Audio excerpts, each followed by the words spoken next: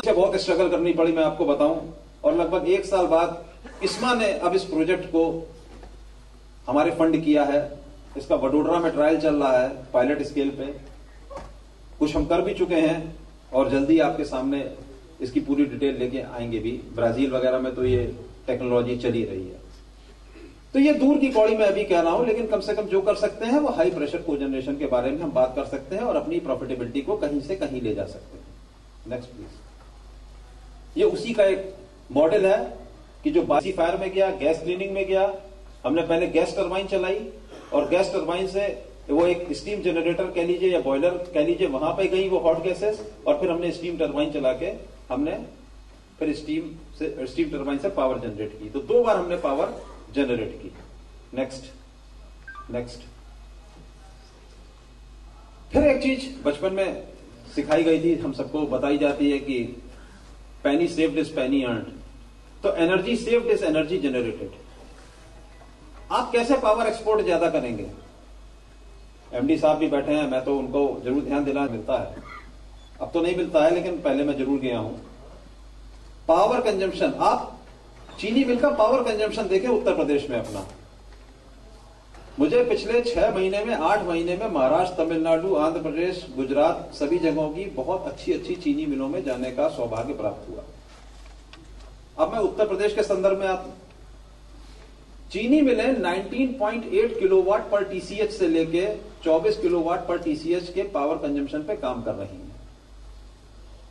माने 1 टन गन्ना पेरने के लिए पावर जो लग रही है 19.8 किलोवाट से लेके 24 किलोवाट तक लग रही है, जो कि अच्छे प्लांट आज की तारीख में चल रहे हैं।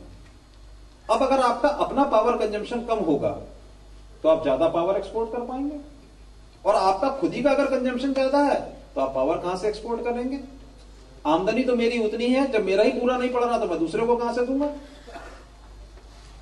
तो पहले अपने आप को चैरिटी बिगिंस एट होम, पहले अपने घर को संभालो। क्या आप यूपी की चीनी मिलों का power consumption, captive power consumption है, उसको जानते हैं? कितने लोग एनर्जी ऑडिट कराते हैं? हम तमाम सारी बातें करते हैं, बड़ी बड़ी मंचों पे बड़ी बड़ी बातें करेंगे। मैं समझता हूं कि आज हम जो बात कर रहे हैं वो दूर तक जाए, आज वो इस मंच तक होके, इस भाषण तक होके ना रह जाए। कितने एनर्जी ऑडिट कराते हैं? क्वालिटी कंट्रोल के ऑडिट कितने लोग कराते हैं? मैं ये नहीं कह रहा कि किससे कराते हैं, क्या कराते हैं क्या? कोई चीनी मिल वाला अगर मैं उससे खड़े होकर पूछ लूं कि भाई तुम्हारा कैप्टिव पावर कंजम्पशन कितना है और कितना होना चाहिए या कितना कर सकते हो, क्या बता पाएगा तुम्हें? हमारे लिए थंब रूल होना चाहिए, रेडी रखना होना चाहिए कि मेरी फैक्ट्री का इस समय captive power consumption 32 kilowatt per TCH है। हाँ, इसमें इंप्रूवमेंट हो सकता है, यहां पे मैं ये हेलिकल लगाऊंगा, यहां पे मैं प्लेटरी लगाऊंगा, यहां पे वीएफडी लगाऊंगा, and I can bring it down to 70 kilowatt per TCH. तो ये तो करना पड़ेगा ना। खाली मैं इस बात को कहूं कि हाँ जी क्राइसिस है, बड़ी परेशानी है जी, क्या हो रहा है, तो अगर मेरी आमदनी कम है तो मुझे खर्चे भी कम करने पड़ेंगे। मैं बार बार तनख्वाह बढ़ाने के लिए कहता रहूंगा तो मेरा मालिक कब तक तनख्वाह बढ़ाएगा? वो तो कहेगा जी आपकी तनख्वाह इतनी है, आप तुम तो हर 3 महीने बाद खड़े हो जाते हो भाई। तो ये भी सोचना पड़ेगा। जो डिवाइसेस हैं, इतनी बड़ी डिबेट चल रही है, मालूम नहीं हम कहां पे हैं। आज महाराष्ट्र में चले जाइए, कर्नाटका में चले जाइए, डिफ्यूजर्स की बात हो रही है, 30% पावर की सेविंग है। Let us have a debate on that. मैं ये नहीं कह रहा कि मेरे कहने से कोई डिफ्यूजर लगा लीजिए, लेकिन आइए डिस्कस करते हैं कि डिफ्यूजर की मेरिट्स और डिमेरिट्स क्या है, एडवांटेजेस और डिसएडवांटेजेस क्या है। अगर 70 में वो फेल हुए थे, 1970 में, तो क्यों फेल हुए थे? और अगर साउथ अफ्रीका और ऑस्ट्रेलिया में चलना है तो क्यों चलना है और हम क्यों नहीं चला सकते? या आंध्र प्रदेश और कर्नाटका में चलना है तो हम क्यों नहीं चला सकते? या महाराष्ट्र में चलना है तो हम क्यों नहीं चला सकते? Let us have a debate on that. तमाम सारी चीजें और इस तरीके से लिखी हैं। सुपर ग्रेविटी प्लांट्स आज की तारीख में हम बात कर रहे हैं। ग्रेविटी प्लांट्स की बात नहीं कर रहे हैं, सुपर ग्रेविटी प्लांट्स की बात कर रहे हैं, जहां पे स्प्रे पॉन्ड्स या स्प्रे कूलिंग की कोई पंप की आवश्यकता नहीं है। डीसीएस, वीएफडी से तो कॉमन चीजें हैं। डिकेंटर्स की बात कर रहे हैं, भाई वैक्यूम फिल्टर हमको नहीं चाहिए। आज की तारीख में हम डिकेंटर की बात कर रहे हैं। हम 1% अपनी बगास भी बचाएंगे, जो कि हमारी एज ए फ्यूल काम आएगी, और संग में आप ये देखें कि पावर कंजम्पशन का क्या होगा। तो इस तरीके की तमाम सारी चीजें हैं जो कि हम अपना इन हाउस पावर कंजम्पशन कम कर सकते हैं, पावर एक्सपोर्ट को बढ़ा सकते हैं। नेक्स्ट, दूसरा बाई प्रोडक्ट जो मैंने लिया वो मोलासेस। उसके बारे में मैं क्या एक इंटीग्रेटेड कॉम्प्लेक्स में सोचता हूं। नेक्स्ट पॉइंट, ये तो एक ग्लोबल सिनारियो है कि हम बड़े बड़े दावे करते हैं, अच्छा लगता है कहने में कि भाई विश्व में हम सेकंड नंबर पे हैं, ब्राजील के बाद हम दूसरे सबसे बड़े उत्पादक हैं चीनी के, और सबसे बड़े उपभोक्ता हैं। अगर ब्राजील 22 से लेकर 26% चीनी बना रहा है तो भाई हम भी 15 से लेकर 17% चीनी बना रहे हैं विश्व के उत्पादन की। लेकिन जरा ये तो देखें कि हम इथेनॉल में कहां पे हैं। विश्व उत्पादन का मुश्किल से 3% इथेनॉल हम बना रहे हैं, और यूएसए देख लीजिए, ब्राजील देख लीजिए, दूसरे लोग देख लीजिए, ब्राजील 21 से लेकर 25% तक कहीं बना रहा है, दूसरे लोग करीब 50 से लेकर 55% बना रहे हैं, और हम 3% बना रहे हैं। और अगर आप फ्यूल इथेनॉल की बात करें, जिसकी कि आज की तारीख में हम इथेनॉल ब्लेंडिंग प्रोग्राम की और दूसरी चीजों की बड़ी चर्चा करते हैं, तो 1% है। हम बात कर रहे हैं प्रॉफिटेबिलिटी की, हम बात कर रहे हैं चीनी मिलों के उत्थान की, हम बहुत आगे तक की सोच रहे हैं। नेक्स्ट, डिस्टिलेशन कैपेसिटी भी हमारे पास कम नहीं है। 600 करोड़ लीटर हम साल का अल्कोहल बना सकते हैं, 225 करोड़ लीटर साल का हम जो है इथेनॉल बना सकते हैं। इंस्टॉल्ड बेस हमारा बहुत बड़ा है, लेकिन कैपेसिटी यूटिलाइजेशन डिस्टिलरीज का कितना है?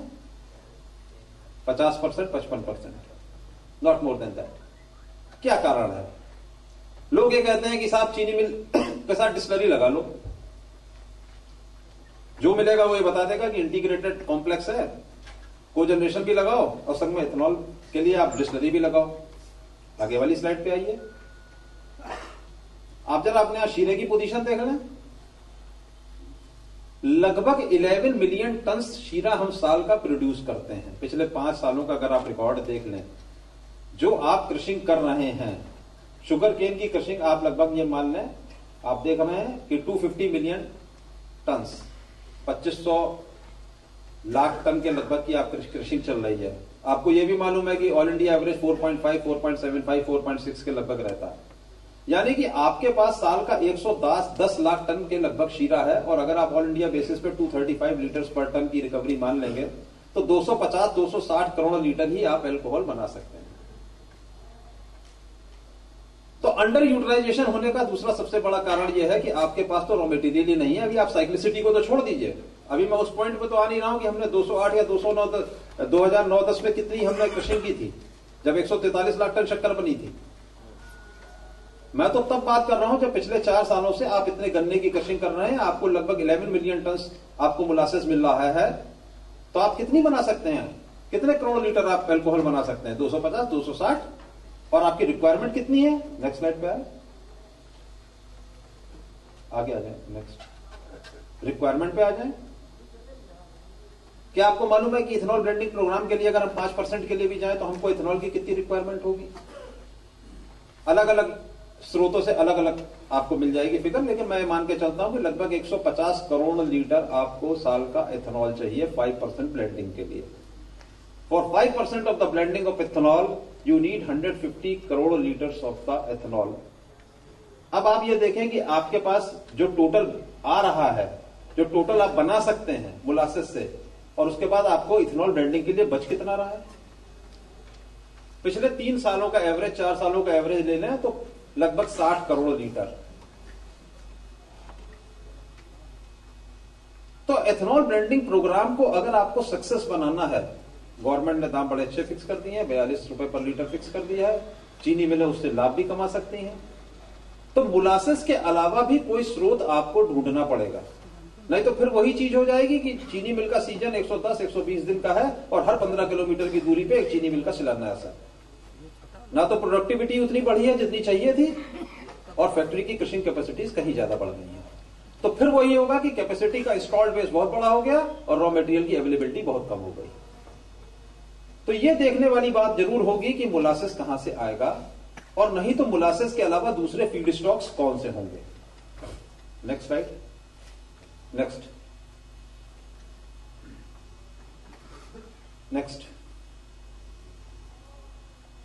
अब 156 करोड़ लीटर की हम बात कर रहे हैं। अभी दो चीजों को मैं एक साथ मिला लूंगा, ज्यादा समय आपका नहीं लूंगा। 156 करोड़ लीटर की मैं बात कर रहा हूं और यह बात संग में कर रहा हूं कि आपकी चीनी मिलों की प्रॉफिटेबिलिटी कैसे बढ़े। पहली चीज प्रोडक्टिविटी की बात हुई, जिसके बारे में आप सब लोगों ने सुबह से लेकर अभी तक बहुत चर्चा कर ली। दूसरी चीज हुई कि हाई प्रेशर को जनरेशन करने के बाद आप किस तरीके से वैल्यू एडिशन कर सकते हैं। तीसरी चीज यह है कि आप इथेनॉल मैन्युफैक्चर मानना होगा कि अगर हमें डिमांड सप्लाई की पोजीशन को जब तक बैलेंस नहीं करेंगे, क्योंकि हमारा प्राइमरी प्रोडक्ट शुगर है, हमारी डोमेस्टिक रिक्वायरमेंट लगभग 240 लाख टन या 245 लाख टन शक्कर की है। अगर हम इससे ज्यादा चीनी बनाएंगे तो नेचुरल है डोमेस्टिक मार्केट में इंबैलेंसेस क्रिएट हो जाएंगे और चीनी के दाम उतने नहीं बढ़ेंगे। तो अगर हमारी चीनी या हमारे पास गन्ना इतना है कि हमारी चीनी ज्यादा बन सकती है, तो या तो वो चीनी बाहर जानी चाहिए, जैसे कि इस साल का हमारा प्रेडिक्शन या हमारे एस्टिमेट्स हैं 270 लाख टन के, और हमारी डोमेस्टिक रिक्वायरमेंट करीब 245 लाख टन की है। पिछले सालों का 90 लाख टन का हमारा कैरी ओवर चला आ रहा है। अगर हम उसको छोड़ भी दें तो जो 25 लाख टन हमारी जो शुगर एक्स्ट्रा बन रही है, वो शुगर मार्केट से बाहर जानी चाहिए, हिंदुस्तान से बाहर जानी चाहिए, या हम उतनी ही शुगर बनाएं जितनी कि हमें डोमेस्टिक मार्केट में चाहिए, अगर हम उसको बाहर विभिन्न कारणों से नहीं भेज सकते। क्योंकि मैं कहूंगा कि आप शुगर को बाहर भेज दीजिए तो आप कहेंगे कि ग्लोबल मार्केट में शुगर का ये दाम है, हम तो भेज नहीं सकते, इसके ऊपर सब्सिडी चाहिए। तो एक तीर से दो शिकार कर सकते हैं। हमें 20 लाख 25 लाख टन शक्कर हमारी ज्यादा हो रही है। आप आज सुबह एक महानुभाव कैलेंडरिंग की बात कर रहे थे और वो कह रहे थे कि we should have a model for that. भाई 240 लाख 245 लाख 250 लाख टन चीनी का हम बता लें कि हमको 250 लाख टन चीनी ही बनानी है, और 20 लाख टन चीनी हमारी जो एक्स्ट्रा है, इसको हम चीनी ना बनाएं, इसको पहले ही कहीं डाइवर्ट कर दें। एक बड़ा मोटा सा थंब रूल है, एक बड़ा मोटा सा फॉर्मूला है कि 1 टन चीनी से 600 लीटर अल्कोहल बनता है। अगर आप 1 टन चीनी डाइवर्ट कर देते हैं तो करीब करीब 600 लीटर आपको अल्कोहल दे देती है। तो अगर आप 20 लाख टन चीनी डाइवर्ट कर देते हैं तो आप लगभग 120 करोड़ लीटर अल्कोहल बना लेते हैं। तो भविष्य में 5% ले लीजिए या 10% के लिए आपको ब्लेंडिंग के लिए जाना पड़ेगा, आपको कोई दिक्कत नहीं होगी। आपकी दूसरी समस्या है कि साहब हमारे पास तो मोलासेस लिमिटेड है, क्योंकि वो तो 11 मिलियन टन है, वो समस्या भी दूर होगी। तो you will have adequacy of the raw material. B heavy diversion की मैं बार बार बात इसलिए करता हूं, हमने जनवरी में एक बहुत बड़ा सेमिनार भी इंडिया हैबिटेट सेंटर में न्यू दिल्ली में किया था और इसी विषय के ऊपर किया था। संतुलन बनाना है, संतुलन, बैलेंसिंग, मार्केट बैलेंस। जैसे ही मार्केट से 20 लाख टन 25 लाख टन शक्कर, या जिस दिन मार्केट में सेंटीमेंट आएगा कि देश में चीनी उतनी ही है जितनी कि हमको चाहिए, वैसे ही शुगर के प्राइस भी अपने आप एस्केलेट कर जाएंगे। तो 2-3 फायदे एक साथ होंगे। मार्केट के सेंटीमेंट्स इंप्रूव करेंगे, शुगर प्राइसेस इंप्रूव करेंगे, इथेनॉल ब्लेंडिंग प्रोग्राम के लिए आपको इथेनॉल मिलेगा, और शुगर फैक्ट्रीज जो है इंटीग्रेटेड एनर्जी कॉम्प्लेक्सेस में कन्वर्ट हो जाएंगी, जहां पे उनकी प्रॉफिटेबिलिटी इंक्रीज कर जाएगी। तमाम तरीके हो सकते हैं जिनके ऊपर हम चर्चा कर सकते हैं एप्रोप्रिएट टाइम पे कभी और। पी हैवी को डाइवर्ट करें, सेकेंडरी जूस को डाइवर्ट करें, या एक शुगर फैक्ट्री के अंदर सबसे खराब चीज होती है, कम से कम मैंने चीनी मिल में नौकरी की है, तो फिल्टर्ड जूस, जो कि 10-12-15% होता है। हम इसके विषय में इकोनॉमिक्स के बारे में, ट्रीटमेंट के बारे में, इसके बारे में बात कर सकते हैं। लेकिन हां, इस बात का एक रेजोल्यूशन लें कि भाई चीनी हम उतनी, अगर हम बाहर नहीं भेज सकते due to various reasons, due to quality, due to prices, तो हम चीनी उतनी बनाएं जितनी की हमारी रिक्वायरमेंट है। बाकी चीनी को हम डाइवर्ट करें by way of B heavy, by way of secondary juice, by way of filtered juice, और हम उससे इथेनॉल बनाएं। प्रॉफिटेबिलिटी भी बढ़ेगी और इथेनॉल ब्लेंडिंग प्रोग्राम को सहायता भी मिलेगी। नेक्स्ट प्लीज, छोड़ दीजिए, नेक्स्ट आ जाइए, आगे आइए, next next next next application की बात कर रहा था। लेकिन हां, इतना जरूर चाहूंगा कि इंडस्ट्री का इस पे ध्यान इसलिए आकृष्ट कर रहा हूं कि हम जैसे रिसर्च इंस्टीट्यूट या हम जैसे इंस्टीट्यूट बैठे हुए हैं जो हमारे साथ मिलकर कुछ काम करेंगे, क्योंकि हो सकता है कि आज हम जिन चीजों की बातें कर रहे हैं वो 10 साल के लिए ठीक रहे, उसके बाद फिर कोई नई चीज की आवश्यकता पड़ जाए और फिर हम लोगों को बैठना पड़ जाए। तो बगास एक ऐसी साइकिल को हमने कंसेप्चुलाइज किया हुआ है जहां पे कि बगास का इस्तेमाल देखिए पावर जनरेशन के लिए भी हो रहा है और बगास का इस्तेमाल इथेनॉल बनाने के लिए भी हो रहा है, जिसको कि हम सेलुलोजिक इथेनॉल कहते हैं।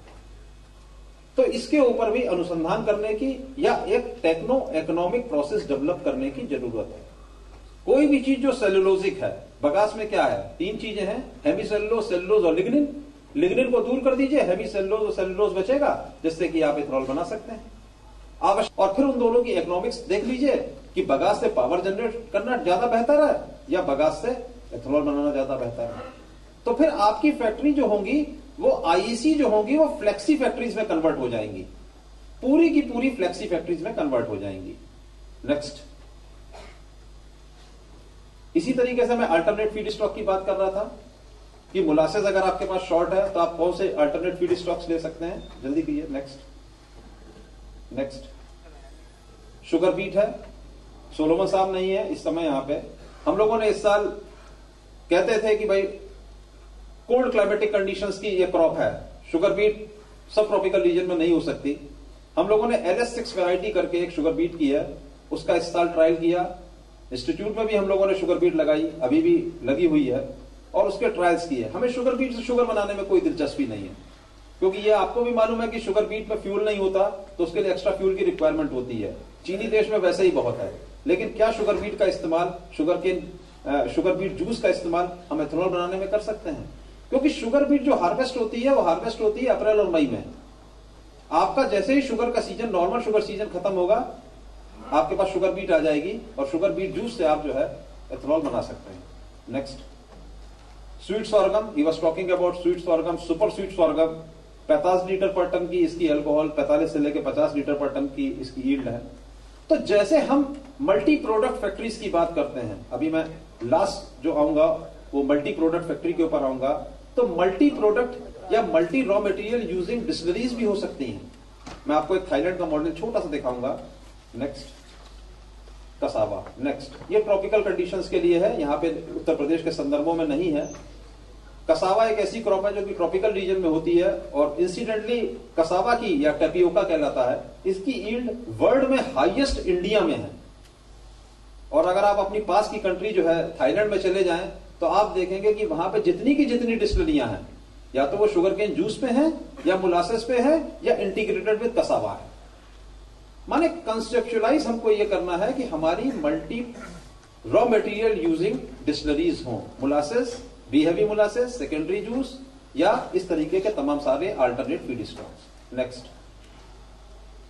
नेक्स्ट, ये देखिए मैंने थाईलैंड की फैक्ट्रीज का दिया है। आप इसमें देखेंगे तो आप देखेंगे कि सारी की सारी factories sugar cane juice molasses, sugar cane juice molasses cassava, cassava chips, cassava flour, इन सबसे लगी हुई हैं। और जो आने वाली फैक्ट्रियां हैं, नेक्स्ट स्लाइड, उसमें भी देखिए ज्यादातर फैक्ट्रियां जो है कसावा चिप्स और मोलासेस या इसी के ऊपर बेस है। तो ट्रॉपिकल कंडीशंस में जो कि हमारी तमिल